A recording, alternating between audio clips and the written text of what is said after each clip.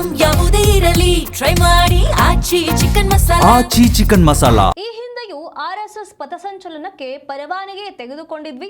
ಈ ಬಾರಿಯೂ ಪರವಾನಗಿ ತೆಗೆದುಕೊಂಡೇ ಪಥಸಂಚಲನ ಮಾಡ್ತೀವಿ ಅಂತ ಗೃಹ ಸಚಿವ ಪ್ರಿಯಾಂಕ್ ಖರ್ಗೆ ವಿರುದ್ಧ ಎಂಎಲ್ಸಿ ಸಿಟಿ ರವಿ ಕಿಡಿಕಾರಿದ್ದಾರೆ. ದೊಡ್ಡವರ ಮಕ್ಕಳಿಗೆ ಎಲ್ಲವೂ ಕೂಡ ನಿರಾಯಾಸವಾಗಿ ಸಿಕ್ಕಿದೆ.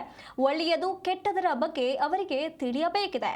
ಕಾಂಗ್ರೆಸ್ಸಿಗರ ಪಾಪದ ಕೂಸು ಪಾಕಿಸ್ತಾನ. ಪಾರ್ಟಿಷನ್ ಟೈಮ್ನಲ್ಲಿ ಆದಂತ ಪಾಪದ ಕೂಸು ಅಂತ ಸಿಟಿ ರವಿ ವಾಗ್ದಾಳಿಯನ್ನ ನಡೆಸಿದ್ದಾರೆ. ಇದೇ ವೇಳೆ ಆರ್ಎಸ್ಎಸ್ ದೇಣಿಗೆ ಹಣ ದುರುಪಯೋಗ ಪಡಿಸಿಕೊಂಡವರನ್ನ ಯಾರನ್ನೂ ಬಿಡೋದಿಲ್ಲ ಅಂತ ಹೇಳಿ ಸಿಟಿ ರವಿ ಹೇಳಿದ್ದಾರೆ. ಈ ಹಿಂದೆಯೂ ಪಥಸಂಚಲನ ಮಾಡಬೇಕಾದ್ರೆ ಅನುಮತಿಯನ್ನು ತಗೊಂಡೇ ಪಥಸಂಚಲನ ಮಾಡಿದೆ. ಅನುಮತಿ ಇಲ್ಲದೆ ಪಥಸಂಚಲನ ಯಾವಾಗ ಮಾಡಿದೆ? ಮತ್ತು ಅವರಿಗೆ ನಾನೇನು ಹೇಳೋದು,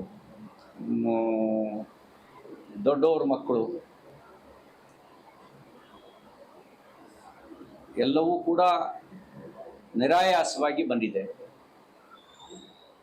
ಒಳ್ಳೇದು ಯಾವುದು ಕೆಟ್ಟದ್ದು ಯಾವುದು ಅನ್ನುವಂಥ ವಿವೇಚನೆ ಒಂದು ಅವ್ರಿಗೆ ಬರಬೇಕು.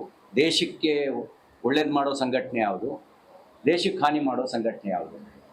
ಅವರಿಗೆ ದೇಶಕ್ಕೆ ಹಾನಿ ಮಾಡುವ ಸಂಘಟನೆಗಳ ಬಗ್ಗೆ ಒಂದು ಶಬ್ದವೂ ಇದುವರೆಗೂ ಅವ್ರು ಮಾತಾಡಲಿಲ್ಲ.